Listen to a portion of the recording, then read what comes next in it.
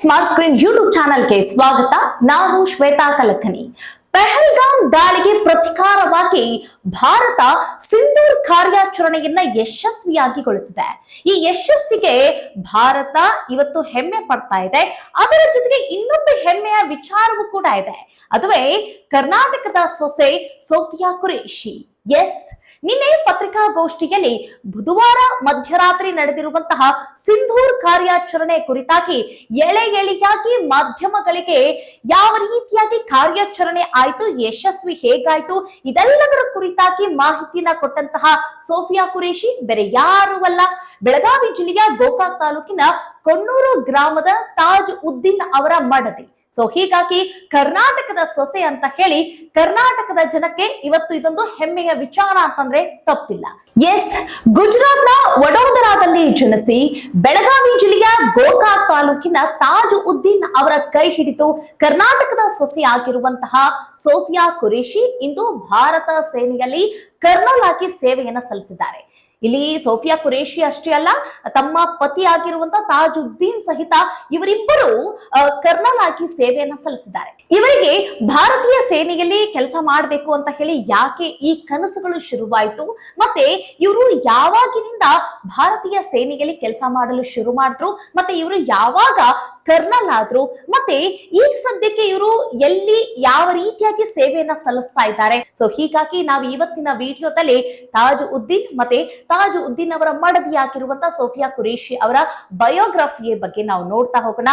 ಇವರು ಹೇಗೆ ಮದುವೆ ಆದ್ರು, ಇವರ ಪ್ರೇಮ ವಿವಾಹ ಹೇಗಿತ್ತು, ಅದರ ಜೊತೆಗೆ ಸಿಂಧೂರ್ ಕಾರ್ಯಾಚರಣೆಯಲ್ಲಿ ಇವರು ಪತ್ರಿಕಾಗೋಷ್ಠಿಯಲ್ಲಿ ಇವರೇ ಈ ಕುರಿತಾಗಿ ಎಕ್ಸ್ಪ್ಲೇನ್ ಮಾಡಿದ್ರಲ್ಲ ಯಾಕೆ, ಮತ್ತೆ ಅವರ ಮಾವ ಗೌಸ್ ಅವರು ಇವರ ಕುರಿತಾಗಿ, ಇವರ ಕೆಲಸದ ಕುರಿತಾಗಿ ಸೋಫಿಯಾ ಖುರೇಷಿಯ ಬಗ್ಗೆ ಯಾವ ರೀತಿಯಾಗಿ ಪ್ರಶಂಸೆಯನ್ನ ವ್ಯಕ್ತಪಡಿಸಿದ್ದಾರೆ, ಯಾವ ರೀತಿಯಾಗಿ ಸಂಭ್ರಮಾಚರಣೆ ಇದೆ, ಇದೆಲ್ಲದರ ಕುರಿತಾಗಿ ಇವತ್ತಿನ ವಿಡಿಯೋದಲ್ಲಿ ಕಣ್ಣು ಹಾಯಿಸೋಣ, ಮಾತಾಡೋಣ ಅಂತ ಹೇಳ್ತಾ ಈ ವಿಡಿಯೋನ ಅಂತ್ಯದವರೆಗೂ ನೋಡಿ. ವಿಡಿಯೋ ಇಷ್ಟ ಆಗಿದ್ರೆ ಲೈಕ್, ಶೇರ್, ಕಾಮೆಂಟ್, ಸಬ್ಸ್ಕ್ರೈಬ್ ಮಾಡೋದನ್ನ ಮರಿಬೇಡಿ.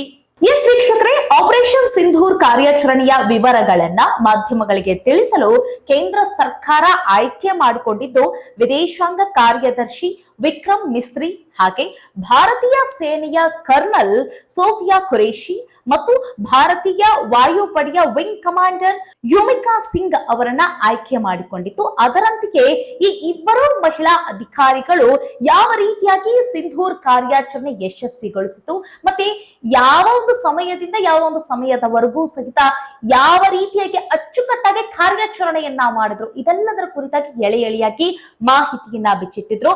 ಆದ್ರೆ ಇವರು ಮೂವರನ್ನೇ ಯಾಕೆ ಆಯ್ಕೆ ಮಾಡ್ಕೊಂಡಿದ್ರು ಅನ್ನೋದು ಕೂಡ ಒಂದು ಮಾಹಿತಿ ಇದೆ.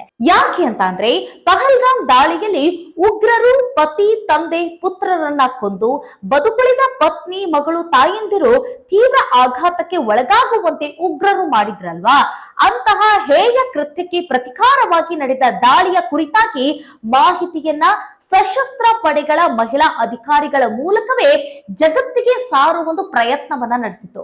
ಹೀಗಾಗಿ ಈ ಮೂವರನ್ನ ಆಯ್ಕೆ ಮಾಡ್ಕೊಂಡಿದ್ರು. ಅದರಲ್ಲೂ ನಾವು ಈ ವಿಕ್ರಮ್ ಮಿಸ್ರಿ ಅವರನ್ನ ಯಾಕೆ ಆಯ್ಕೆ ಮಾಡ್ಕೊಂಡಿದ್ರು ಅನ್ನೋದನ್ನು ಕೂಡ ನಾವು ಅವ್ರ ಬಗ್ಗೆ ತಿಳ್ಕೊಂಡ್ರೆ, ಪತ್ರಿಕಾಗೋಷ್ಠಿಯಲ್ಲಿ ಮೊದಲು ವಿವರವನ್ನ ನೀಡಲು ಶುರು ಮಾಡಿದ್ದೆ ಮಿಸ್ರಿ ಅವರು. ಅವರು ಶ್ರೀನಗರದಲ್ಲಿ ಅಂತಂದ್ರೆ ಕಾಶ್ಮೀರಿ ಪಂಡಿತ್ ಕುಟುಂಬದಲ್ಲಿ ಜನಿಸಿದ್ರು. ಅವರು 1989ರಲ್ಲಿ ಭಾರತೀಯ ವಿದೇಶಾಂಗ ಸೇವೆಗೆ ಸೇರಿದವರು. ಕಾಶ್ಮೀರದಲ್ಲಿ ದಶಕಗಳಿಂದ ನಡೀತಾ ಇರುವಂತಹ ಭಯೋತ್ಪಾದಕ ಕೃತ್ಯಗಳಿಂದ ತೀವ್ರ ನೋವು ಉಂಡವರಲ್ಲಿ ಅಲ್ಲಿನ ಪಂಡಿತ ಸಮುದಾಯದವರು ಪ್ರಮುಖವಾಗಿ ಸೇರಿದ್ದಾರೆ. ಹೀಗಾಗಿ ಆ ಪಂಡಿತ ಸಮುದಾಯದ ವಿಕ್ರಮ್ ಮಿಸ್ರಿ ಅವರನ್ನು ಕೂಡ ಈ ಮಾಧ್ಯಮ ಗೋಷ್ಠಿಯಲ್ಲಿ ಕಾರ್ಯಾಚರಣೆಯ ವಿವರವನ್ನ ನೀಡಲು ಮಿಸ್ರಿ ಅವರನ್ನು ಕೂಡ ಆಯ್ಕೆ ಮಾಡಿಕೊಂಡಿತ್ತು. ನೋಡಿ, ಸೋಫಿಯಾ ಖುರೇಷಿ ಗುಜರಾತ್ನ ವಡೋದರಾದಲ್ಲಿ 1981ರಲ್ಲಿ ಸೋಫಿಯಾ ಖುರೇಷಿ ಅವರು ಜನಿಸ್ತಾರೆ. ಜೀವ ರಸಾಯನಶಾಸ್ತ್ರದಲ್ಲಿ ಸೋಫಿಯಾ ಅವರು ಸ್ನಾತಕೋತ್ತರ ಪದವಿಯನ್ನ ಪಡಿತಾರೆ. ನಂತರ ವಿಶೇಷ ಏನಂತಂದ್ರೆ ಸೋಫಿಯಾ ಅವರ ತಂದೆ ಹಾಗೆ ಅಜ್ಜ ಕೂಡ ಸೇನೆಯಲ್ಲೇ ಸೇವೆಯನ್ನ ಸಲ್ಲಿಸಿದವರು. ಅಂತಂದ್ರೆ ಒಂದು ರೀತಿ ಇವರ ಕುಟುಂಬ ಸೇನೆಗಾಗಿಯೇ ಇವರ ಜೀವವನ್ನ ಮತ್ತೆ ಇವರ ಕುಟುಂಬವನ್ನ ಮುಡಿಪಾಗಿ ಇಟ್ಟಿದೆ ಅಂತಂದ್ರೂ ಕೂಡ ತಪ್ಪಿಲ್ಲ. ಒಂದು ಮಾತು ಅವರ ತಾತ ಹೇಳ್ತಾ ಇದ್ರಂತೆ. ಅಂತಂದ್ರೆ ಸೋಫಿಯಾ ಖುರೇಷಿ ಅವರ ತಂದೆ ಮತ್ತೆ ಅವರ ಅಜ್ಜ ಏನ್ ಹೇಳ್ತಾ ಇದ್ರಂತಂದ್ರೆ, ನಮ್ಮ ಜವಾಬ್ದಾರಿ ಏನು ಅಂತಂದ್ರೆ ದೇಶವನ್ನ ಕಾಯೋದು, ದೇಶವನ್ನ ರಕ್ಷಣೆ ಮಾಡೋದೇ ನಮ್ಮ ಜವಾಬ್ದಾರಿ ಅಂತ ಹೇಳಿ ಸೋಫಿಯಾ ಖುರೇಷಿ ಅವರ ತಂದೆ ಮತ್ತೆ ಅಜ್ಜ ಹೇಳ್ತಾ ಇದ್ರಂತೆ. ಅಂತಂದ್ರೆ ಅವರ ತಾತ ಏನೋ ಹೇಳ್ತಾ ಇದ್ರಂತೆ. ಅದರ ಜೊತೆಗೆ ಕರ್ನಲ್ ಸೋಫಿಯಾ ಖುರೇಷಿ ಅವರು ಯೋಧರ ತ್ಯಾಗ ಬಲಿದಾನ ಕುರಿತಾದಂತಹ ಕಥೆಗಳನ್ನ ಈ ಚಿಕ್ಕ ವಯಸ್ಸಿನಿಂದಲೇ ಅವರು ಕೇಳಿಕೊಂಡು ಬೆಳೆದವರು. ಅವರ ಅಜ್ಜ ಯೋಧರಾಗಿ ಕರ್ತವ್ಯವನ್ನ ನಿರ್ವಹಿಸಿದ್ರು. ಸೋಫಿಯಾ ಅಥವಾ ಅವರ ಸಹೋದರಿ ಸೇನೆಯನ್ನ ಸೇರಬೇಕು ಅನ್ನೋದು ಅವರ ಅಜ್ಜನ ಆಸೆ ಮತ್ತು ಅವರ ತಂದೆಯ ಆಸೆ, ಹಾಗೆ ಅವರ ಅಮ್ಮನ ಆಸೆಯೂ ಕೂಡ ಅದೇ ಆಗಿತ್ತಂತೆ. ದೇಶವನ್ನ ರಕ್ಷಿಸುವುದು ನಮ್ಮ ಜವಾಬ್ದಾರಿ, ಹೀಗಾಗಿ ನಮ್ಮ ಕುಟುಂಬ ಸೇನೆಯಲ್ಲಿ ತೊಡಗಬೇಕು, ಸೇನೆಗೆ ಸೇರಬೇಕು ಅನ್ನೋದು ಆ ಕುಟುಂಬದ ಧ್ಯೇಯ ಆಗಿತ್ತು. ಸೊ ಹೀಗಾಗಿ ಅವರ ಅಜ್ಜನು ಕೂಡ ಸೇನೆಯಲ್ಲಿದ್ರು, ಅವರ ತಂದೆ ಸೇನೆಯಲ್ಲಿದ್ರು, ಮತ್ತೆ ಸೋಫಿಯಾ ಖುರೇಷಿ ಅವರು ಕೂಡ ಸೇನೆಗೆ ಹೋಗಬೇಕು, ಸೇನೆಗೆ ಸೇರಬೇಕು ಅಂತ ಹೇಳಿ ಈ ಚಿಕ್ಕ ವಯಸ್ಸಿನಿಂದಲೇ ಈ ಯೋಧರ ತ್ಯಾಗ ಬಲಿದಾನಗಳ ಕುರಿತಾದಂತಹ ಕಥೆಗಳನ್ನ ಮಕ್ಕಳಿರುವಾಗ, ಅಂತಂದ್ರೆ ಈ ಚಿಕ್ಕ ವಯಸ್ಸಿನ ಮಗು ಇರುವಂತ ಸಂದರ್ಭದಿಂದಲೇ ಈ ಸೋಫಿಯಾ ಖುರೇಷಿ ಅವರಿಗೆ ಟ್ರೈನಿಂಗ್ ಮಾಡ್ತಾ ಇದ್ರಂತೆ, ಹೇಳ್ಕೊಡ್ತಾ ಇದ್ರಂತೆ ಆ ವಿಚಾರವಾಗಿ. ಸೊ ಅಜ್ಜನ ಕನಸಿನಂತೆ, ತಾಯಿಯ ಕನಸಿನಂತೆ ಇಂದು ಸೋಫಿಯಾ ಖುರೇಷಿ ಅವರು ಇವತ್ತು ಸೇನೆಯಲ್ಲಿ ಕರ್ನಲ್ ಆಗಿ ಸೇವೆಯನ್ನ ಸಲ್ಲಿಸಿದ್ದಾರೆ. ಈಗ ನಾವು ನೋಡೋಣ, ಇವರು ಸೇನೆಗೆ ಯಾವಾಗಿನಿಂದ ಸೇರ್ಕೊಂಡ್ರು, ನಂತರ ಇವರು ಸೇವೆಯನ್ನ ಯಾವ ರೀತಿಯಾಗಿ ಸಲ್ಲಿಸ್ತಾ ಬಂದ್ರು, ಮತ್ತೆ ಇವರ ಸೇವೆಗೆ ಯಾವೆಲ್ಲ ಗೌರವಗಳು ಕೂಡ ಸಿಕ್ಕಿದೆ, ಇದರೆಲ್ಲದರ ಬಗ್ಗೆ ನಾವು ನೋಡ್ತಾ ಹೋಗೋಣ. ನೋಡಿ, ಸೋಫಿಯಾ ಖುರೇಷಿ ಅವರು 1999ರಲ್ಲಿ ಭಾರತೀಯ ಸೇನೆಗೆ ಸೇರ್ತಾರೆ. ಚೆನ್ನೈನ ಅಧಿಕಾರಿಗಳ ತರಬೇತಿ ಅಕಾಡೆಮಿಯಲ್ಲಿ ತರಬೇತಿಯನ್ನ ಪಡೆದ ನಂತರ ಲೆಫ್ಟಿನೆಂಟ್ ಆಗಿ ನೇಮಕಗೊಳ್ಳುತ್ತಾರೆ ಮೊದಲನೇದಾಗಿ. ನಂತರ 2006ರಲ್ಲಿ ಕಾಂಗೋದಲ್ಲಿ ವಿಶ್ವಸಂಸ್ಥೆಯ ಶಾಂತಿ ಪಾಲನಾ ಕಾರ್ಯಾಚರಣೆಯಲ್ಲಿ ಮಿಲಿಟರಿ ವೀಕ್ಷಕರಾಗಿ ಇವರು ಕೆಲಸವನ್ನ ಮಾಡ್ತಾರೆ. ನಂತರ 2010ರಿಂದ ಶಾಂತಿ ಪಾಲನಾ ಕಾರ್ಯಾಚರಣೆಯಲ್ಲಿ ಸಕ್ರಿಯವಾಗಿ ತಮ್ಮ ಕೆಲಸವನ್ನ ಮಾಡ್ತಾ ಹೋಗ್ತಾರೆ. ಇವರು ಶಾಂತಿ ಪಾಲನಾ ಕಾರ್ಯಾಚರಣೆಯಲ್ಲಿ ತಮ್ಮನ್ನ ತಾವು ತೊಡಗಿಸಿಕೊಳ್ತಾರೆ. ಇವರಿಗೆ ಇನ್ನೊಂದು ಹೆಗ್ಗಳಿಕೆ ಕೂಡ ಇದೆ. 2016ರಲ್ಲಿ ಬಹುರಾಷ್ಟ್ರೀಯ ಮಿಲಿಟರಿ ವ್ಯಾಯಾಮವನ್ನ ಮುನ್ನಡೆಸಿದ ಮೊದಲ ಮಹಿಳಾ ಅಧಿಕಾರಿಯಾಗಿ ಪ್ರಾಮುಖ್ಯತೆಗೆ ಏರಿದವರು ಅನ್ನೋ ಒಂದು ಹೆಸರು ಕೂಡ ಇದೆ. ಇನ್ನು ಸೋಫಿಯಾ ಖುರೇಷಿ ಅಂತಹ ದಿಟ್ಟ ಮಹಿಳೆಯ ಕಾರ್ಯಾಚರಣೆಯನ್ನ ಗುರುತಿಸಿ, ಸೋಫಿಯಾ ಅವರ ಸೇವೆಯನ್ನ ಗುರುತಿಸಿ ಅವರಿಗೆ ಹಲವು ಗೌರವಗಳನ್ನ ಸೇನೆಯಲ್ಲಿ ನೀಡಲಾಗಿದೆ. ಪಂಜಾಬ್ ಗಡಿಯಲ್ಲಿ ಆಪರೇಷನ್ ಪರಾಕ್ರಮ್ ಸಮಯದಲ್ಲಿ ಅವರ ಕಾರ್ಯಕ್ಕಾಗಿ general officer commanding in chief ಅವರಿಂದ ಪ್ರಶಂಸಾ ಪತ್ರವನ್ನ ನೀಡಲಾಗಿತ್ತು. ಈಶಾನ್ಯ ಭಾರತದಲ್ಲಿ ಪ್ರವಾಹ ಪರಿಹಾರ ಕಾರ್ಯಾಚರಣೆಯ ಸಮಯದಲ್ಲೂ ಕೂಡ ಅವರ ಕೊಡುಗೆಗಾಗಿ ಸಿಗ್ನಲ್ ಆಫೀಸರ್ ಇನ್ ಚೀಫ್ ಅವರಿಂದಲೂ ಕೂಡ ಪ್ರಶಂಸೆಯನ್ನ ನೀಡಿ ಇವರನ್ನ ಗೌರವಿಸಲಾಗಿತ್ತು. ವೀಕ್ಷಕರೇ, ಕರ್ನಾಟಕದ ತಾಜ್ ಉದ್ದೀನ್ ಸೋಫಿಯಾ ಖುರೇಷಿ ಅವರು ಕೈ ಹಿಡಿದಿದ್ದು ಹೇಗೆ, ಇವರಿಬ್ಬರ ಪ್ರೇಮ ವಿವಾಹ ಹೇಗಾಯ್ತು, ಇದೆಲ್ಲದರ ಬಗ್ಗೆ ನಾವು ನೋಡೋಣ. ವೀಕ್ಷಕರೇ, ಸೋಫಿಯಾ ಖುರೇಷಿ ಪತಿ ಬೆಳಗಾವಿಯ ಗೋಕಾಕ್ ತಾಲೂಕಿನ ಕೊಣ್ಣೂರು ಗ್ರಾಮದ ತಾಜುದ್ದೀನ್. ವೀಕ್ಷಕರೇ, ಸೋಫಿಯಾ ಖುರೇಷಿ ಅವರು ಮೂಲತಃ ಗುಜರಾತಿನ ವಡೋದರದವರು. ಇವರು ಸೇನೆಯಲ್ಲಿ ಇರ್ತಾರೆ. ಹಾಗೆ ಇಲ್ಲಿ ನಮ್ಮ ಕರ್ನಾಟಕದ ಬೆಳಗಾವಿ ಜಿಲ್ಲೆಯ ಗೋಕಾಕ್ ತಾಲೂಕಿನ ಕಣ್ಣೂರು ಗ್ರಾಮದ ತಾಜ್ ಉದ್ದೀನ್ ಅವರು, ಇವರು ಕೂಡ ಬಡ ಕುಟುಂಬದವರು. ಇವರು ಸೇನೆಗೆ ಸೇರ್ಬೇಕನ್ನೋ ಆಸೆ ಇವ್ರಿಗೂ ಕೂಡ ಇತ್ತು. ಅದರಂತೆ ಇವರು NCCಯನ್ನ ಮಾಡ್ಕೊಂಡಿರ್ತಾರೆ. NCCಯಲ್ಲಿ A ಗ್ರೇಡ್ ಅನ್ನ ಪಡೆದಿರುವಂತಹ ಪ್ರಥಮ ಸ್ಟೂಡೆಂಟ್ ಕೂಡ ಈ ತಾಜ್ ಉದ್ದೀನ್ ಅವರೇ ಆಗಿರ್ತಾರೆ.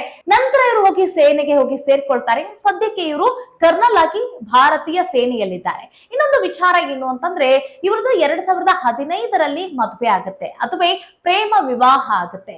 ಇವರಿಬ್ರು ಸೇನೆಯಲ್ಲಿ ಇರ್ತಾರೆ, ಒಬ್ರಿಗೊಬ್ರು ಮೆಚ್ಕೊಳ್ತಾರೆ.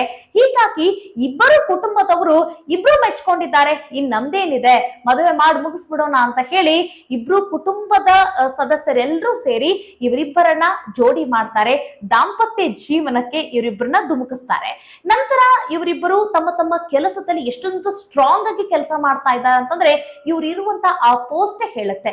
ಇವರಿಬ್ರು ಕರ್ನಲ್ ಆಗಿ ಸೇವೆಯನ್ನ ಸಲ್ಲಿಸಿದ್ದಾರೆ. ಸೋಫಿಯಾ ಖುರೇಷಿ ಅವರು ಕೂಡ ಈ ಕಾಶ್ಮೀರದ ಕರ್ನಲ್ ಆಗಿ ಸೇವೆಯನ್ನ ಸಲ್ಲಿಸಿದ್ದಾರೆ. ಇನ್ನೊಂದು ಕಡೆಗೆ ಝಾನ್ಸಿಯಲ್ಲಿ ಪತಿ ತಾಜ್ ಉದ್ದೀನ್ ಅವರು ಕರ್ನಲ್ ಆಗಿ ಸೇವೆಯನ್ನ ಸಲ್ಲಿಸಿದ್ದಾರೆ. ಈಗ ನಾವು ಬುಧವಾರ ನಡೆದಿರುವಂತಹ ಈ ಸಿಂಧೂರ್ ಕಾರ್ಯಾಚರಣೆಯನ್ನ ಮಾಧ್ಯಮಗಳಲ್ಲಿ, ಮಾಧ್ಯಮ ಗೋಷ್ಠಿಯಲ್ಲಿ ಅಂತಂದ್ರೆ ಸುದ್ದಿಗೋಷ್ಠಿಯಲ್ಲಿ ಸಿಂಧೂರ್ ಕಾರ್ಯಾಚರಣೆಯ ಎಳೆಯಾಗಿ ವಿವರವನ್ನ ನೀಡಿರುವಂತಹ ಸೋಫಿಯಾ ಖುರೇಷಿ ಅವರ ಬಗ್ಗೆ ಯಾರಿಗೂ ಕೂಡ ಇದಕ್ಕೂ ಮುಂಚೆ ಗೊತ್ತಿರೋದಿಲ್ಲ. ಅಂದ್ರೆ ನೋಡಿ, ಕರ್ನಾಟಕಕ್ಕೆ ಅವರು ಆಗಾಗ ಬಂದು ಹೋಗ್ತಾ ಇರ್ತಾರೆ, ಯಾಕಂತಂದ್ರೆ ಅವರು ಕರ್ನಾಟಕದ ಸೊಸೆ. ಆದ್ರೂ ಸಹಿತ ನಮ್ಗೆ ಯಾರಿಗೂ ಕೂಡ ಇವರು ಕರ್ನಲ್ ಮತ್ತೆ ಇವರು ನಮ್ಮ ಭಾರತೀಯ ಸೇನೆಯಲ್ಲಿ ಕೆಲಸ ಮಾಡ್ತಾ ಇದ್ದಾರೆ, ಸೇವೆ ಸಲ್ಲಿಸ್ತಿದ್ದಾರೆ ಅನ್ನೋದು ಯಾರಿಗೂ ಕೂಡ ಗೊತ್ತಿಲ್ಲದೆ ಇರುವಂತಹ ವಿಚಾರ. ಬಟ್ ಸಿಂಧೂರ್ ಕಾರ್ಯಾಚರಣೆಯನ್ನ ಎಕ್ಸ್ಪ್ಲೇನ್ ಮಾಡಿದ ನಂತರ ಒಂದೊಂದೇ ವಿಚಾರಗಳು ಈಗ ಹೊರಬೀಳ್ತಾ ಇದೆ. ಇನ್ನೊಂದು ಈಗ ಗೊತ್ತಾಗ್ತಾ ಇರೋ ವಿಚಾರ ಏನು ಅಂತಂದ್ರೆ, ತಾಜುದ್ದೀನ್ ಹಾಗೆ ಸೋಫಿಯಾ ಖುರೇಶಿ ಅವರಿಗೆ ಒಬ್ಬ ಮಗ ಕೂಡ ಇದ್ದಾನಂತೆ. ಒಳ್ಳೆ ಉತ್ತಮವಾದಂತಹ ದಾಂಪತ್ಯ ಜೀವನ ಇವರಿಬ್ಬರ ನಡುವೆ ಇದೆ. ಇನ್ನೊಂದು ಕಡೆಗೆ ನಿನ್ನೆ ಸಿಂಧೂರ್ ಕಾರ್ಯಾಚರಣೆಯನ್ನ ಎಕ್ಸ್ಪ್ಲೇನ್ ಮಾಡಿದ ರೀತಿಗೆ ಗೌಸ್ ಅಂತಂದ್ರೆ ಸೋಫಿಯಾ ಖುರೇಶಿ ಅವರ ಮಾವ ಅಂತಂದ್ರೆ ತಾಜುದ್ದೀನ್ ಅವರ ತಂದೆ ತುಂಬಾ ಅಂದ್ರೆ ತುಂಬಾ ಖುಷಿಯನ್ನ ವ್ಯಕ್ತಪಡಿಸಿದ್ದಾರೆ, ಪ್ರಶಂಸೆಯನ್ನ ವ್ಯಕ್ತಪಡಿಸಿದ್ದಾರೆ. ಅದರಲ್ಲಿಯೂ ಹೆಮ್ಮೆ ಆಗ್ತಾ ಇದೆ ಅಂತಾನೂ ಕೂಡ ಮಾಧ್ಯಮಗಳಿಗೆ ಪ್ರತಿಕ್ರಿಯೆಯನ್ನ ಕೊಟ್ಟಿದ್ದಾರೆ. ಅದರಲ್ಲೂ ಅವ್ರ ಊರಲ್ಲಿರುವಂತಹ ಜನ ಎಲ್ಲ ಅವರನ್ನ ಗೌರವಿಸ್ತಾ ಇದ್ದಾರಂತೆ. ನಿಮ್ಮ ಸೊಸೆನ ಅವರು, ನಿಮ್ಮ ಮಗನ ಅವರು, ಈ ರೀತಿಯಾಗಿ ಪ್ರಶಂಸೆಯನ್ನ ವ್ಯಕ್ತಪಡಿಸಿದ್ದಾರಂತೆ. ಇದೆಲ್ಲವನ್ನ ಅರ್ಥ ಮಾಡ್ಕೊಂಡ ನಂತರ ನಾವು ಇನ್ನೊಂದು ವಿಚಾರ ತಿಳಿದುಕೊಳ್ಳಲೇಬೇಕು ಸ್ನೇಹಿತರೆ. ಏನು ಅಂತಂದ್ರೆ, ರಾಜಕೀಯ ಬೇಳೆಯನ್ನ ಬೇಳಿಸ್ಕೊಳ್ಳೋಕೋಸ್ಕರ, ಆಡಳಿತಕ್ಕೆ ಏರಬೇಕು ಅನ್ನೋದಕ್ಕೋಸ್ಕರ ಜನಸಾಮಾನ್ಯರ ನಡುವೆ ಧರ್ಮವನ್ನ ತಂದಿಟ್ಟು ನಾನು ಆ ಧರ್ಮ, ನಾನು ಈ ಧರ್ಮ, ಅದರ ಜೊತೆಗೆ ಇಂತಹ ಧರ್ಮದವರು ಇವರೇ ದೇಶವನ್ನ ಹಾಳು ಮಾಡ್ತಾ ಇದ್ದಾರೆ, ಟೆರರಿಸ್ಟ್ ಗಳ ಆಗ್ತಾ ಇದ್ದಾರೆ, ಹೀಗೆ ಒಂದು ಸಮುದಾಯವನ್ನ ಟಾರ್ಗೆಟ್ ಮಾಡುವಂತಹ ರೀತಿ. ಸೊ ಇದೆಲ್ಲವನ್ನು ಕೂಡ ನಾವು ಇತ್ತೀಚಿನ ದಿನಗಳಲ್ಲಿ ನೋಡ್ತಾ ಇದ್ವಿ. ಸೊ ಅದರಲ್ಲಿ ಈಗ ಸೋಫಿಯಾ ಖುರೇಶಿ ಅವರು ಅದೆಲ್ಲದಕ್ಕೂ ಕೂಡ ಒಂದು ತಿರುಗೇಟನ್ನ ಕೊಟ್ಟಿದ್ದಾರೆ ಅನ್ನೋದಕ್ಕೆ ಇದೊಂದು ಬೆಸ್ಟ್ ಉದಾಹರಣೆ ಅಂತಾನು ಕೂಡ ನಾವು ಹೇಳ್ಬೋದು. ಯಾಕಂತಂದ್ರೆ ಈಗ ನೋಡಿ, ಯಾರೋ ಒಬ್ರು ಮಾಡೋ ತಪ್ಪಿಗೆ ಇಡೀ ಸಮುದಾಯವನ್ನ ನಾವು ತೆಗಳೋದು ತಪ್ಪಾಗತ್ತೆ. ಇಡೀ ಸಮುದಾಯವನ್ನೇ ಅವರು ಟೆರರ್ ಆಗಿರ್ತಾರೆ, ಅವರು ಟೆರರಿಸ್ಟ್ಗಳನ್ನ ಹುಟ್ಟಾಕ್ತಾ ಇದ್ದಾರೆ ಅನ್ನೋದು ನಾವು ಮಾತನಾಡೋದು ತಪ್ಪಾಗತ್ತೆ. ಸೊ ಹೀಗಾಗಿ ಎಲ್ಲರನ್ನೂ ದೂಷಿಸುವುದು ತಪ್ಪು. ಯಾರು ತಪ್ಪು ಮಾಡಿರ್ತಾರ ಅವ್ರಿಗೆ ಮುಖಾಮುಖಿ ನೋಡ್ದೇನೆ ಅವ್ರನ್ನ ಒದ್ದು ಒಳಗ್ ಹಾಕ್ಬೇಕು. ಮತ್ತೆ ಅವ್ರಿಗೆ ಏನ್ ಶಿಕ್ಷೆ ಆಗ್ಬೇಕೋ ಅದು ಶಿಕ್ಷೆ ಆಗ್ಲೇಬೇಕು. ಮತ್ತೆ ಆ ಒಂದು ಏನು ಅಂತಹವ್ರು ಹುಟ್ಟುತ್ತಾ ಇರುವಾಗ, ಅಂತವ್ರು ಬೆಳಿತಾ ಇರುವಾಗ ಅವರನ್ನ ನಾವು ಆ ಬೇರಿನ ಸಮೇತವೇ ಅವರನ್ನ ಚೂಟ್ ಹಾಕ್ಬಿಡ್ಬೇಕು. ಅಂತದ್ರಲ್ಲಿ ನಾವು ಇಡೀ ಸಮುದಾಯವನ್ನೇ ನಾವು ತೆಗಳೋದು, ಅವ್ರ ಹಂಗೆ ಇವ್ರ ಹಿಂಗೆ ಅಂತ ಹೇಳಿ ದ್ವೇಷದ ವಿಷ ಬೀಜಗಳನ್ನ ಬಿತ್ತಿ ರಾಜಕಾರಣಿಗಳು ತಮ್ಮ ಬೇಳೆಯನ್ನ ಬೇಯಿಸ್ಕೊತಾ ಇದ್ದಾರೆ ಅಂತಂದ್ರೆ ತಪ್ಪಿಲ್ಲ. ಸೊ ಅದಕ್ಕೆ ಕಿವಿ ಕೊಟ್ಟು ನಮ್ಮ ಜನಸಾಮಾನ್ಯರು ಕೂಡ ಹೌದು ಅವ್ರು ಹಂಗೆ ಇವ್ರು ಹಿಂಗೆ ಅಂತನೂ ಕೂಡ ಅವರು ಕೂಡ ಅದಕ್ಕೊಂದ್ ಸ್ವಲ್ಪ ಜೈಕಾರ ಹಾಕೋದು ಕೂಡ ತಪ್ಪಾಗತ್ತೆ. ನೋಡಿ, ಅರ್ಥ ಮಾಡ್ಕೊಳ್ಳಿ, ಸೇನೆಯಲ್ಲಿ ಇರೋದು ಹಿಂದೂಗಳು ಮಾತ್ರ ಅಲ್ಲ, ಅಲ್ಲಿ ಸೋಫಿಯಾ ಖುರೇಶಿ, ತಾಜುದ್ದೀನ್ ಅಂತಹ ಮುಸ್ಲಿಂ ಬಾಂಧವರು ಕೂಡ ಇದ್ದಾರೆ. ಸೊ ಹೀಗಾಗಿ ನಮ್ಮ ಒಂದು ದೇಶ ಏನು ಅಂತಂದ್ರೆ ಸರ್ವ ಧರ್ಮೀಯರಿಂದ ಕೂಡಿರುವಂತಹ ದೇಶ. ನಮ್ಮ ಪ್ರಜಾಪ್ರಭುತ್ವದಲ್ಲಿ ಎಲ್ಲಾ ಧರ್ಮದವರಿಗೂ ಕೂಡ ಒಳ್ಳೆಯ ಸ್ಥಾನ, ಮಾನ, ಗೌರವ ಇದೆ. ಸೊ ಅದನ್ನ ನಾವು ಅರ್ಥ ಮಾಡ್ಕೊಳ್ಬೇಕಾಗತ್ತೆ.